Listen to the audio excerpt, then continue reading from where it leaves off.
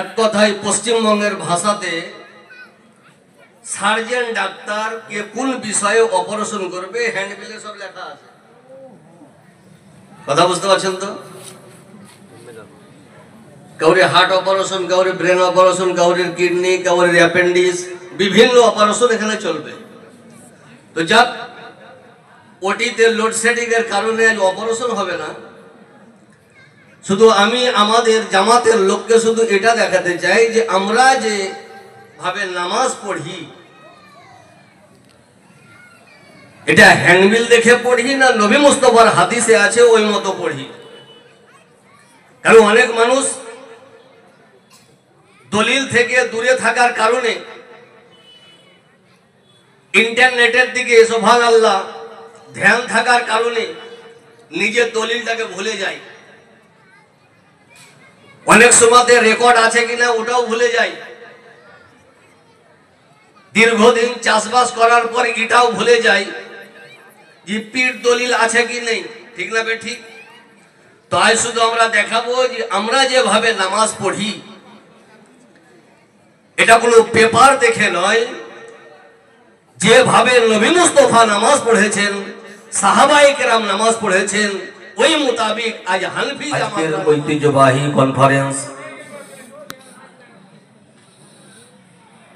অনেকদিন ধরে আপনারা অবগত যে আজকের কনফারেন্সের উদ্দেশ্য কি। মোটা অক্ষরে বাইনারে দেখতে পাচ্ছেন সুন্নি হানাফি কনফারেন্স।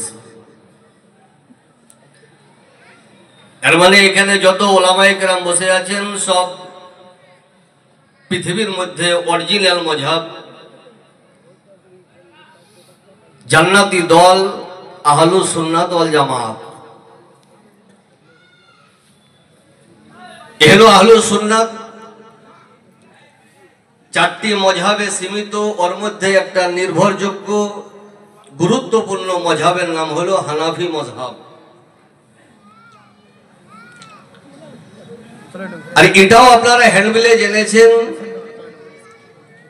যে হেন স্টেজের যোগ্য বিজ্ঞ অভিজ্ঞ ওলামায়ে কেরাম, মুফতিয়ানে এজাম, এক কথায় পশ্চিমবঙ্গের ভাষাতে সার্জন ডাক্তার কে কোন বিষয়ে অপারেশন করবে হ্যান্ডবিলে সব লেখা আছে। কথা বুঝতে পারছেন তো? কাউরে হার্ট অপারেশন, কাউরে ব্রেন অপারেশন, কাউরে কিডনি, কাউরে অ্যাপেন্ডিক্স, বিভিন্ন অপারেশন এখানে চলবে। তো যাক, ওটিতে লোডশেডিং এর কারণে আজ অপারেশন হবে না। শুধু আমি আমাদের জামাতের লোককে শুধু এটা দেখাতে চাই যে আমরা যে ভাবে নামাজ পড়ি, এটা হ্যান্ডবিল দেখে পড়ি না নবী মুস্তাফার হাদিসে আছে ওই মতো পড়ি। কারণ অনেক মানুষ দলিল থেকে দূরে থাকার কারণে ইন্টারনেটের দিকে সুবহানাল্লাহ ধ্যান থাকার কারণে নিজের দলিলটাকে ভুলে যায়। অনেক সময়তে রেকর্ড আছে কিনা ওটাও ভুলে যায়। দীর্ঘদিন চাষবাস করার পর এটাও ভুলে যায় যে পীর দলিল আছে কি নেই। ঠিক না ঠিক? তাই শুধু আমরা দেখাবো যে আমরা যেভাবে নামাজ পড়ি, এটা কোনো পেপার দেখে নয়, যেভাবে নবী মুস্তাফা নামাজ পড়েছেন, সাহাবায়ে কেরাম নামাজ পড়েছেন, ওই মোতাবেক আজ হানফি জামাতরা নামাজ পড়ে। কিন্তু সমস্যা হলো এই 2024-এ আমাদের খাস করে বেঙ্গলে এহলো নির্ভরযোগ্য সুবহানাল্লাহ জামাতের ভুল ধরছে ওই শ্রেণীর লোক যারা রিডিং আরবিতে কোরআন শরীফ পড়তে জানে না। কোরআন বাংলাতে না আরবিতে? বাংলাতে, আরবিতে। নবীর ভাষা বাংলা, ওটাও আরবি। কিন্তু যারা ভুল ধরছে ওই ক্যাটাগরির লোক যারা রিডিং কোরআন শরীফ আরবি পড়তে জানে না। এই জন্য আমাদের মুনাজির আহলে সুন্নাত এগুলো সবই মুনাজির। নাম নিতে গেলে সকাল হয়ে যাবে। মুনাজিরে আহলে সুন্নাত ফকিহে বাঙ্গাল হযরত আল্লাহ মাওলানা মুফতি আলহাজ আলিমউদ্দিন সাহেব কিবলা মাদ্দাজিল্লাহুল আলী ওয়ান নুরানি এদেরকে বলে যে এরা দাঁতে নি। কি করেনি? এরা দাঁতে নি। কারণ হলো এই যে পৃথিবীর বুকে হাজার হাজার ইমামের মধ্যে 4 জন ইমাম হলো নির্ভরযোগ্য। ওর মধ্যে একটার নাম ইমামে আজম আবু হানিফা, একটার নাম হলো ইমামে শাফি, একটির নাম ইমামে মালিক, একটির নাম ইমামে আহমদ বিন হাম্বল। তো এখানে 4 জনের মধ্যে আমার মতন মৌলবি নয়, পৃথিবী বিখ্যাত ইমাম ইমামে শাফি রাদিয়াল্লাহু আনহু শুধু আমাকে নয়, আপনাকে নয়, সারা পৃথিবীর সুবহানাল্লাহ মানব জাতিকে, চাহে ও হানাফি হোক, ফারাজি হোক, দেওবন্দি হোক, শিয়া হোক, সুন্নি হোক, সারা পৃথিবীকে বলে দিয়েছেন যে হে সারা পৃথিবীর মানব জাতি, তুমি ইমামে আজমের ব্যাপারে কি জানো, উনার যোগ্যতার ব্যাপারে তুমি কি জানো? তো সব চুপ। উনি ফতোয়া দিয়েছিলেন যে শোনো, সারা পৃথিবীর ফুকাহায়ে কেরাম ইমামে আজম আবু হানিফার কাছে সুবহানাল্লাহ তালিবুল ইলমের সমান। কার সমান? তালিবুল ইলম। এটা হয়তো বুঝতে অসুবিধা হলো। সিভিক পুলিশ তো কোথায় আইএস অফিসার আর কোথায় সিভিক পুলিশ? এটা আমার কথা নয়। ইমামে শাফি আলাইহি রহমান রিদওয়ান বলেছিলেন যে ফিকহ শাস্ত্রে সারা পৃথিবীর সুবহানাল্লাহ ইমাম ইমামে আজমের সুবহানাল্লাহ কাছে সুবহানাল্লাহ সিভিক পুলিশের নেই। এত বড় ইমাম ফতোয়া দিয়েছে, আর যারা ভুল হচ্ছে এরা জানতেনি, এরা ভুল হচ্ছে। তো যাই হোক, নামাজ বিশাল একটি ইবাদত, গুরুত্বপূর্ণ ইবাদত। নামাজের হাজার হাজার মশলা আছে। ওর মধ্যে কিছু মশলা হলো গুপ্ত। কি মশলা? গুপ্ত মশলা। আত্তাহিয়াত তো পড়েন জোরে কি আস্তে? হ্যাঁ, জোরে আস্তে, এটা গুপ্ত। আর কিছু হলো ব্যক্ত। মাগরিবের নামাজ পড়ছেন জামাতে, ইমাম জোরে কেরাত করছে। তো এরা কত চালাক কারা? যাদের মজহাবে নারী পুরুষ দুটোই সমান। আপনাদের মজহাবে পুরুষ মেয়ে দুটোই একই না আলাদা আলাদা? হ্যাঁ, শুধু আপনাদের কাছে না, গোটা পৃথিবীর কাছে। ইয়াদের টেকনোলজি মজহাব, ফেসবুক মজহাব, নারী পুরুষ দুটোই একই। কিছুদিন আগে আমাদের পশ্চিমবঙ্গে কিছু ব্যাংক উঠেছিল। পুকুরের ব্যাংক নয়, চিট ফান্ড ব্যাংক। এদের কাজ কি? এদের ডকুমেন্টস কম, সাবসিডি বেশি। যাদের জ্বালায় আমাদের মতন গরিব দিনে রাইতে সুবহানাল্লাহ 5,000 দিলে 10,000 বাড়বে, জমা করে দিয়েছি। আর মুনাজিরে আহলে সুন্নাত হযরত আল্লাহ মাওলানা মুফতি আলমগীর হোসেন মুজাদ্দিদি মাদ্দাজিল্লাহুল আলী ওয়ান নুরানি, শিক্ষিত লোক, চাকরিজীবী, মোটা আকারের বেতন পান। তুই আমার দরকার নাই, এসবিআই এ রেখেছে। কোথায়? তো আমরা নিয়ত করছি যে আল্লাহ ফজর কখন হবে, আগামীকাল 5,000 পাবো। তো ফজর হওয়ার আগে ব্যাংকই নাই। রোডে কান্না করে বেড়াইছি। তুই যে কান্না করে লাভ নাই। তুমি দেখলাম এই কার সঙ্গে সরকারের সম্পর্ক আছে। তুমি টাকা বাড়ার কারণে, সাবসিডি বেশি পাওয়ার কারণে চিট ফান্ডে টাকা রেখে দিয়েছো। তদ্রূপ কিছু চিট ফান্ড মজহাব উঠেছে, যাদের নামাজে ওযু করতে হয় না। তো মাঘ মাসে তো ওইদিকেই ভর্তি হবে। ভর্তি হবে কি হবে না? সাবসিডি বেশি। বিনা ওযুতে কোরআন ছোঁয়া যাবে, লোক ওইদিকে যাবে।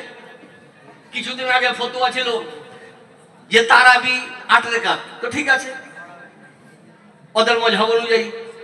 আস্তে আস্তে ফতোয়া হলো যে 3 দিন পড়লেই হবে, রমজান মাসে 3 দিন পড়লে হবে। তো ইয়ারা দেখলো এদের এগুলো যে না, এদের লোক আসছে না। কি ফতোয়া? নতুন ফতোয়া বেরিয়ে গেল যে জীবনে একবার পড়লেই হবে। এখন নতুন ওদের ফতোয়া হলো, আমাদের শুধু নয় সারা পৃথিবীতে মুসলমানদের প্রচলিত বিবাহ হয় ইজাব কবুল দুটো সাক্ষীর মারফতে। হয় না? তো যারা সাক্ষী থাকে তারা কবুল করে না যে বিবাহের জন্য জামাই সেজেছে, বর সেজেছে, সে কবুল করে? দেখুন নতুন 2025-এ চালু হয়েছে, ছেলেটা এখানে বসে আছে আর বিটিটা ওখানে বসে আছে, ইয়ার বাপ আর ওর মা কবুল করে নিলে। আবে ছেলের কবুল হলো না, বিহাইনা কবুল হলো, নতুন মজহাব। এই জন্য আমি একটা খুব গুরুত্বপূর্ণ কথা বলছি, যদিও ছোট ছেলে, ফারাজিদের যোগ্য যোগ্য আলেম আছে, সব চুপচাপ আছে। কিন্তু যাদের আধেক প্যান্ট ছিঁড়ে আধেক বোতাম নাই, ওরা ইন্টারনেটে বেশি ঘুরছে, ঠিক না বেঠিক? আর এই যে তিনটা ঘুরছে, বড়রা টাকা দিছে, মদত জোগাইছে, কারণ এরা তো লেখাপড়া জানে না, কোরআন শরীফটা পড়তে জানে না। এই জন্য যত বক্তব্য শুনবেন, এদের প্রত্যেক বক্তব্যতে দেখবেন সূরা বাকারা 253 নম্বর আয়াত, আয়াতটা পড়, পারবে না যেহেতু আরবি। বুখারী শরীফ 6775 নম্বর হাদিস, বুখারীতে 6000 হাদিসই নাই, কিন্তু আপনি তো ভেরিফাই করবেন না। তো বলার উদ্দেশ্য হলো এটা, নামাজে কিছু গুপ্ত মসলার কিছু ব্যক্ত, তোরা গুপ্ত মসলার উপরে টার্গেট করবে না, ব্যক্ত যেগুলো ওর উপরে টার্গেট করে মানুষকে পথভ্রষ্ট করার চেষ্টা করে। আমি প্রথমে বলেছিলাম যে ইমামে শাফি রাদিয়াল্লাহু আনহু বলেছেন যে সারা পৃথিবীর সুবহানাল্লাহ উলামায়ে কেরাম, ফুকাহায়ে ইজম, আইম্মায়ে কেরাম ইমামে আজমের কাছে তালিব ইলম নেই পরিবার। তো ইমামে আজম আবু হানিফা রাদিয়াল্লাহু আনহু সুবহানাল্লাহ মসলা লেখার পর ইস্তেম মেরে সারা পৃথিবীকে জানিয়ে দিয়েছেন ইজা সাহাল হাদিসু ফাহুয়া মাযহাবি। এহেন ওনার কথাটা ফারাজিও বুঝতে পারলো না, গায়ের মুকাল্লিদরাও বুঝতে পারেনি, ওহাবিদরাও বুঝতে পারেনি। এরা ইয়া তরজমা করে যে ইমামে আজম আবু হানিফা বলেছে যে হে পশ্চিমবঙ্গের মানুষ, তোমরা যখন কোনো সহিহ হাদিস পাবে তো আমারটা ছুড়ে দিও। এর মানে এটা নয়। উনি যে কথাটি বলেছেন ইজা সাহাল হাদিসু ফাহুয়া মাযহাবি, এর মানে হলো এই, হে সারা বিশ্বের মানব জাতি, যারা হানফি দাবি করো তারা শুনে রাখো, আমি যত মসলা তোমাদেরকে দিয়েছি প্রত্যেক মসলার পিছনে নবী মুস্তাফার সহিহ হাদিস আছে। আরেকটি কথা, হুজুর মুফতি আলিমউদ্দিন সাহেব বলেন যে সহিহ আর জাইফ এই 2025-এর বিষয়। ইমামে আজম আবু হানিফা যখন মসলা তৈরি করেন তো জয়ীফের জন্ম হয়নি। আর সব জিনিস একই জামানাতে হবে কোনো জরুরি নয়। যারা পাসপোর্ট করেন তারা বুঝতে পারবেন, পাসপোর্ট অফিসে হঠাৎ বলছে জন্ম সার্টিফিকেট লাগবে।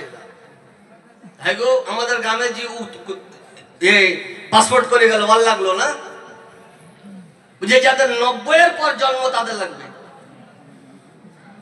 আর যে করে গেছে নিশ্চয়ই ওর বয়স 80, দেখলাম হ্যাঁ একই। তাহলে বুঝা গেল সব জিনিস সব জামানায় প্রযোজ্য নয়। ইমামে আজম যখন মসলা তৈরি করেন তো জয়ীব কাকে বলে তখন ছিল না। আমার থেকে বয়স আপনাদের বেশি, যখন আপনারা বাল্য অবস্থায় ছিলেন তো টাকা গোনা মেশিন দেখেছেন, এখন টাকা গোনা মেশিন, তো কোনটা জাল কোনটা অরিজিনাল সব ধরা পড়ছে। তো ইমামে আজম অরিজিনাল জামানাতে ছিলেন, উনি সাহাবীকে দেখেছেন। তারপরে যখন জাল জুয়াচুরি শুরু হয়ে গেল তো উলামায়ে কেরাম চেক করার জন্য বিধি বিধান তৈরি করলেন যে সহিহ জাইফের সুবহানাল্লাহ নির্ণয় করো, তাহলে বোঝা যাবে কোনটা অরিজিনাল কোনটা ডুপ্লিকেট, কোনটা সিটিগল কোনটা সোনা। এটা এহেন জামানাতে ইমামের জামানা আজম আবু হানিফার জামানায় জাইফ বলে কোনো জিনিস ছিল না। এই জন্য আমাদের যত হাদিস আছে একটা হাদিসও জাইফ নাই, সমস্ত হাদিস সহিহ আছে। আল্লাহু আকবার, ইয়া রাসূলুল্লাহ জিন্দাবাদ। যেগুলো ব্যক্ত মসলা, প্রকাশ্য মসলা, এর উপরে তারা টার্গেট করে কি করে যে সব একই, মেয়ে ছেলে পুরুষ বেটা ছেলে সব একই। তো হাদিসে যে আমরা নামাজ পড়ি এটা হাদিস মোতাবিক না আমাদের মোতাবিক, আমাকে চেক করতে হবে। তাসুন এর মধ্যে যেগুলো মোটা মোটা হাজার হাজার নামাজের মসলা, সুবহানাল্লাহ, এক কনফারেন্স নয় হাজার কনফারেন্সের দরকার। মোটা মোটা যেগুলো তার মধ্যে একটা হলো এই যে হাত কত দূর তাকবীরে তাহরিমার সময় তুলবে। ওরা তো মেয়ে ছেলের মতো, কারণ ওদের নারী পুরুষ দুটোই সমান, কিন্তু আমাদের মাযহাবে নারী আলাদা পুরুষ আলাদা, তো বিধানও আলাদা, ঠিক না বেঠিক? তো বিধান আলাদা। তো কত দূর হাত তুলবে? দ্বিতীয়ত হলো এই যে হাত তুলেই থাকবে না নিচে বাঁধবে, বাঁধানিও সমস্যা, কোথায় বাঁধবে? তারপরে সুবহানাল্লাহ কিছু কিছু আছে সিগন্যালের মতন আপ ডাউন করতেই থাকে ও সব সময়তে। আমি ভাবছি যে হয়তো প্যারালাইসিস হয়েছে, না প্যারালাইসিস নয়, এমনি হয়ে গেছে আপ ডাউন রফে ইয়াদাইন বলে।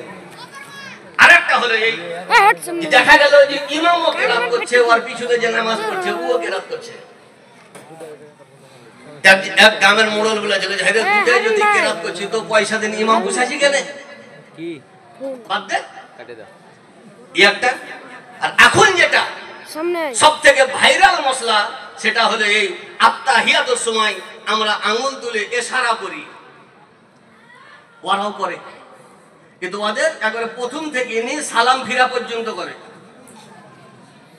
এই আঙ্গুল থামে না। কিন্তু আমাদের তো থামে, কারণ নবী মুস্তাফা থামিয়েছিলেন।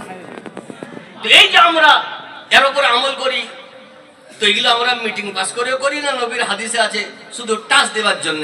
তার মধ্যে একটা হলো এই যে হাত কত দূর তুলবো। ওরা তো সব আল্লাহু আকবার, মাঘ মাসে ঠান্ডার মতো ল্যাপের তলে হাত তুলে দিলে। কিন্তু আমাদের দেখুন নির্ভরযোগ্য হাদিস, সুবহানাল্লাহ, মুসান্নাফ ইবনে আবি শাইবা, এই হাদিসগুলো ওরা দেখেনি। হাদিস বর্ণনা হচ্ছে হযরত মালিক বিন হুয়াইরিস রাদিয়াল্লাহু আনহু উনি বর্ণনা করছেন যে কল রাআইতুন নবী সাল্লাল্লাহু আলাইহি ওয়াসাল্লাম রাফা ইয়াদাই, উনি বলেন আমি সচক্ষে নবীকে দেখলাম রাফা ইয়াদাই, হে হাত উত্তোলন করলেন। হুজুর কত দূর হাত উঠেছিলেন? ঘাড় পর্যন্ত না আরো আগে? তো যে হাত্তা ইউহাজিয়া বিহিমা ফুরুআ উযনাইহি, নবী মুস্তাফা কানের লতি পর্যন্ত হাত উঠিয়েছিলেন। কত দূর পর্যন্ত? কানের লতি পর্যন্ত। এই জন্য ইমামে আযম আবু হানিফা মাসলা তৈরি করলেন যে এটাই সহিহ হাদিস, হাত তাকবীরে তাহরিমার সময় সুবহানাল্লাহ ঘাড় পর্যন্ত নয়, কানের লতি পর্যন্ত, এটাই হলো সুন্নাহ। তারপরে আরেকটা মাসলা হয়ে গেল যে হাত তো তুললো, এবার বাঁধবে কোথায়? অনেকে তো বুকের উপরে বেঁধে দেয়, কিন্তু বাঁধবে কোথায়? তো বিখ্যাত সাহাবী খোলাফায়ে রাশিদিনের মধ্যে একজন, যিনাকে জ্ঞান ও বিজ্ঞানের দরজা নবী মুস্তাফা বলেছেন শেরে খোদা মুশকিল কুশা আলী মুর্তজা রাদিয়াল্লাহু আনহু। এখন বলুন উনি বেশি হাদিস বুঝবেন, হযরতে আলী, না মিউনিসিপ্যালিটির গলি বেশি বুঝবে?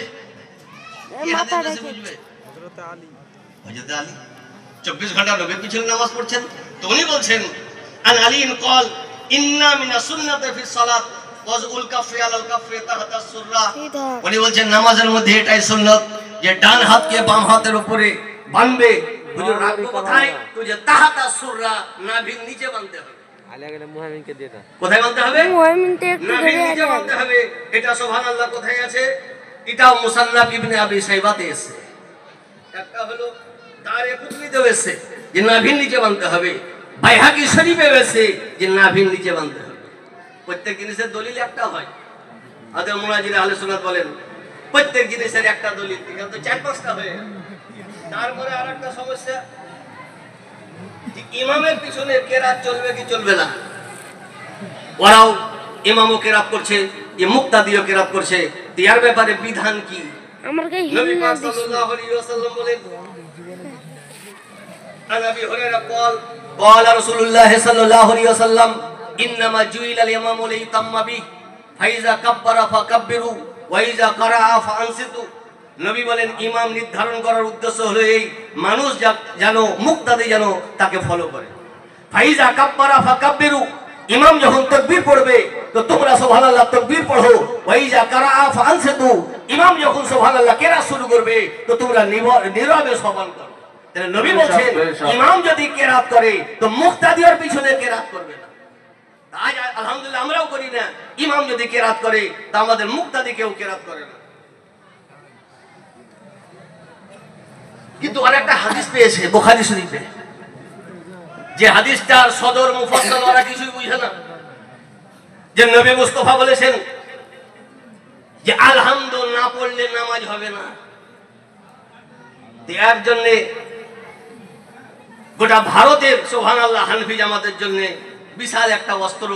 হুজুর মুফতি আলিমউদ্দিন সাহেব বলেছিলেন যে শোনো, ওদেরকে বোখারে দিয়ে বুঝাইলে হবে না, ওদেরকে এইভাবে বুঝাইতে হবে যে প্যাডেল বিনে সাইকেল চলে না। এটা আইন, এটা বিধান, এটা প্রচলিত, কিন্তু যে ক্যারিয়ারে বসে তাকে প্যাডেল করতে হয় না। ঠিক না? ঠিক।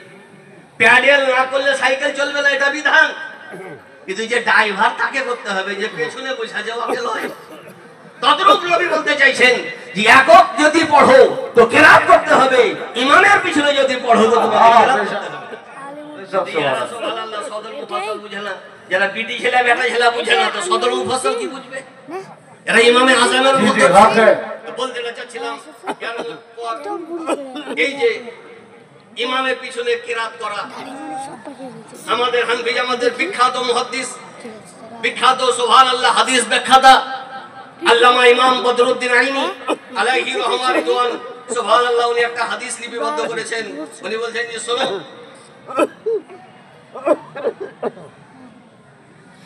তারপরে একটা আছে আপ ডাউন করা, যাকে রফে ইয়াদাইন বলে। হাদিস শরীফে এসে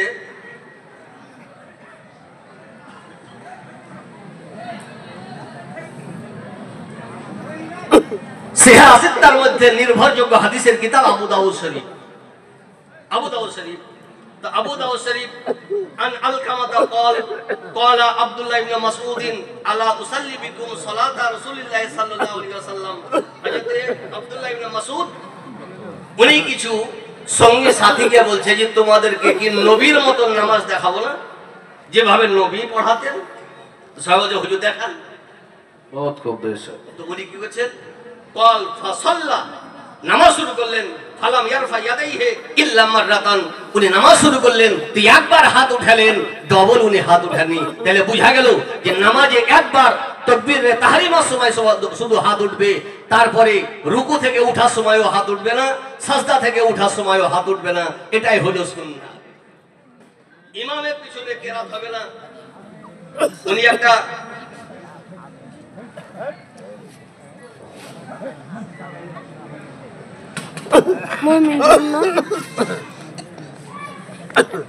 আল্লামা ইমাম বদরুদ্দিন আইনি বলেছেন যে ইমামের পিছনে সুবহানাল্লাহ যে কিরাত করা, হাত তোলা, এটা প্রথম জামানায় ছিল, তারপরে এটা বন্ধ হয়ে গেছে, এর মানে রহিত হয়ে গেছে, এর উপরে আর আমল হবে না। এই জন্য আমরাও হাত উঠাই না, সুবহানাল্লাহ, যেভাবে হাদিসে এসেছে ওইভাবে আমরা করি। আর আরেকটি জিনিস, নামাজের পর হলো দোয়া। দোয়া নিয়ে বিশাল একটা সমস্যা, যে নামাজের পর দোয়া আছে না নাই, আর দোয়া যদি কোনো রকম দেখাতে পারলাম, তো তারপরে প্রশ্ন শুরু হয়ে গেল যে সম্মিলিত আছে না নাই। আমাদের এলাকাতে তালের গাছ আছে, আপনাদের দিকে আছে? তালের গাছ আছে। একটা ছেলের কাজ ছিল তালের গাছের পাতা পরিষ্কার করা। কি করা? তালের গাছের পাতা পরিষ্কার করা। তো গাছ পিছু 5 টাকা করিলে, তো 4টা গাছ কেটেছে বেচারা, তো 20 টাকা পাবে। তোকে 20 টাকার নোট দিয়েছে, তো আমি 20 টাকা নেবো না, 4টা 5 টাকা দিব। শিক্ষিত মানুষ ছিল, বুঝি তো বুঝবে না, 20 টাকা নিবে না, 40 টাকাও নিবে না। তো 20 টাকাকে খুচরা করে 4টা কয়েল করে গাছ পিছু, এই গাছ ও গাছের কাছে নিয়ে যা 5 টাকা এই গাছের হইলো, এই 5 টাকা এই গাছের হইলো। তো তদরূপ গাছ কাটার মতন এদেরকে দেখাতে হবে সম্মিলিত মুনাজাত। মুনাজাত নামাজের পর আছে কি? হাদিস তো সুবহানাল্লাহ আছেই, স্বয়ং কোরআন বলছে যে নামাজের পর দোয়া করো। জি বেশক বেশক সুবহানাল্লাহ। কিন্তু সমস্যা হলে এই কোরআন হলো আরবি, এর হলো বাংলা ভাষা, ঠিক মতন বাংলা বুঝে না, তো আরবি কি বুঝবে? এই জন্যই বুঝে না। কোরআন শরীফ বিখ্যাত সূরা, সূরা ইনশিরাহ তুলে দেখুন, যার তাফসীর বিশ্ববিখ্যাত আলিম, বিশ্ববিখ্যাত কোরআন ব্যাখ্যাতা আল্লামা আলাউদ্দিন বাগদাদী শাফি আলাইহি রাহমাতুল্লাহ রিদওয়ান সূরা ইনশিরাহ শেষ আয়াতের ব্যাখ্যা উনি দিচ্ছেন কি? সূরা ইনশিরাহ খুলে দেখবেন, কোরআন বলে ফাইজা ফারাগতা ফানসাব ওয়া ইলা রাব্বিকা ফারগাব। এর ব্যাখ্যা কি? উনি বলছেন ক্বালা ইবনে মাসউদ ইজা ফারাগতা মিনাস সালাতিল মাকতুবা, সালাতের মাকতুবা বলা হয় ফরজ নামাজ। ইজা ফারাগতা মিনাস সালাতিল মাকতুবা ফানসাব ইলা রাব্বিকা ফিদ দুআ ওয়ারগাব ইলাইহি ফিল মাসআলা। আল্লাহ বলতে চাইছেন যে নামাজ যেমনই শেষ হয়ে যাবে সঙ্গে সঙ্গে আল্লাহর দরবারে হাত তুলে দোয়া শুরু করে দেব। এই জন্য আমরা আমাদের দরকার আল্লাহর নিয়ামত পাওয়ার, এই জন্য আমরা নামাজের পর হাত তুলে দোয়া করি। নবীকে জিজ্ঞাসা করা হলো, ইয়া রাসূলুল্লাহ, ইয়া হাবিবাল্লাহ, আল্লাহ তো দোয়া কবুল করেন, এটা তো আমাদের জানা আছে, কিন্তু কোন টাইমে বেশি দোয়া কবুল করেন? बेशक আল্লাহ কবুল করেন এটা সবারই জানা, কিন্তু কোন টাইমে বেশি দোয়া কবুল করেন? তো সাহাবী জিজ্ঞাসা করছেন, ইয়া রাসূলুল্লাহ, আইয়ুদ দুআ আসমাউ, কোন টাইমে দোয়া বেশি কবুল হয়? তো নবী মুস্তাফা বলেন, কল জাওফাল লাইল আখির ওয়া দুবুরা সালাওয়াতিল মাকতুবা। নবী বলেন গভীর রাতে, সারা পৃথিবী ঘুমিয়ে গেছে, ওই টাইমে দোয়া করো, বেশি কবুল হবে। বুঝি আরেকটা কোন টাইম? তো নবী বলছেন ফরজ নামাজের পর দোয়া বেশি কবুল হবে। सुभान अल्लाह बेशक এরা দেখলো যে ফরজ নামাজের পর আল্লাহ দোয়া কবুল করবে, তো জান্নাত ওয়াজিব হয়ে যাবে, তো কোন রকম বাধা সৃষ্টি করে, বাধা দিয়ে ব্যাট লাগাবার চেষ্টা করেছে। দোয়া তো কমান হলো, তারপরে প্রশ্ন শুরু হয়ে গেল। কি প্রশ্ন? যে সম্মিলিত মুনাজাত আছে কি নেই? সম্মিলিত মুনাজাত। আসুন হাদিস শরীফে এসে যে হাদিসের ব্যাখ্যা ইমাম নববী, যিনি মুসলিম শরীফের ব্যাখ্যা করেছেন, যে সিহা সিত্তার মধ্যে দ্বিতীয় পজিশনের হাদিস বুখারী শরীফের পর মুসলিম শরীফ। তো যে ব্যাখ্যা করেছেন আল্লামা ইমাম নববী, উনি বেশি হাদিস বুঝেন না, এরা বেশি বুঝেন।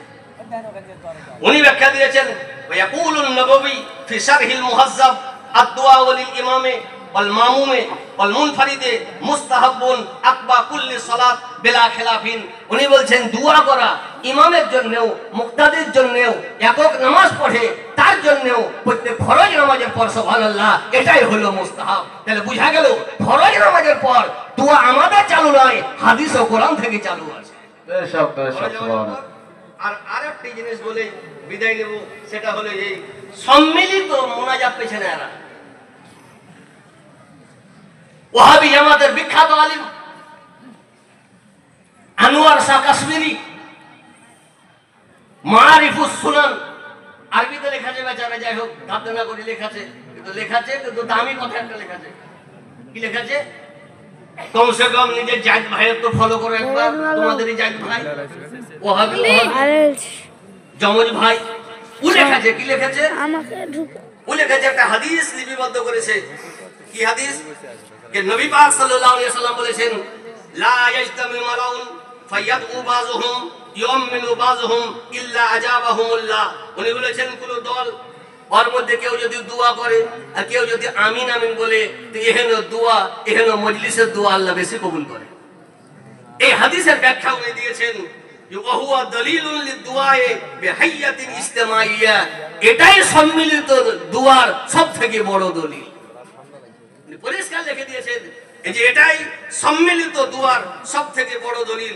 তারপরে একটা লাস্টে কথা, সেটা হলো এই, ওই আনোয়ার শাহ কাশ্মীরি সারা পৃথিবীর ওয়াহাবিকে চ্যালেঞ্জ করে উনি স্ট্যাম্প ঠুকে বলেছেন যে শোনো, সম্মিলিত মুনাজাতের খেলাফ কেউ হাত উঠাও না, কারণ হাদিস দ্বারা প্রমাণ আছে।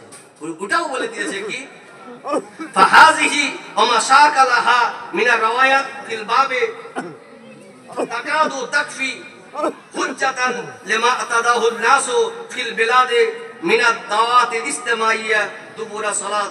ইনি বলছেন যে যে হাদিসগুলো বর্ণনা হলো, এই হাদিস দ্বারা প্রমাণিত হলো যে আমাদের বেলাদে, অর্থাৎ আমাদের হিন্দুস্তানে ফরজ নামাজের পর যে সম্মিলিত মুনাজাত সুবহানাল্লাহ আছে, এটা আলেম ওলামা তৈরিকৃত নয়, এটা নবী মুস্তাফার হাদিস দ্বারা প্রমাণ আছে। বুঝা গেল? আজ আমরা আহলুস সুন্নাত ওয়াল জামাত তথা হানফি জামাত মান্যকারী ইমাম আযম আবু হানিফা রাদিয়াল্লাহু আনহু যত মাসলা আমাদেরকে দিয়েছে, নিজের ব্যক্তিগত মত একটা পোষণ করেননি, কারণ উনি স্বয়ং সাহাবীর কাছে হাদিস নিয়ে সারা পৃথিবীকে মসলা দিয়েছে। এই জন্য আমাদের যত মসলা আছে প্রত্যেক মসলার পিছনে সহিহ হাদিস আছে, বলুন আলহামদুলিল্লাহ। এ বলেই দুটি কথা বললাম, বলা ভাষার মাধ্যমে হয়ে থাকে ভুল ত্রুটি ক্ষমা প্রার্থী। আসসালামু আলাইকুম ওয়া রাহমাতুল্লাহি ওয়া বারাকাতুহু।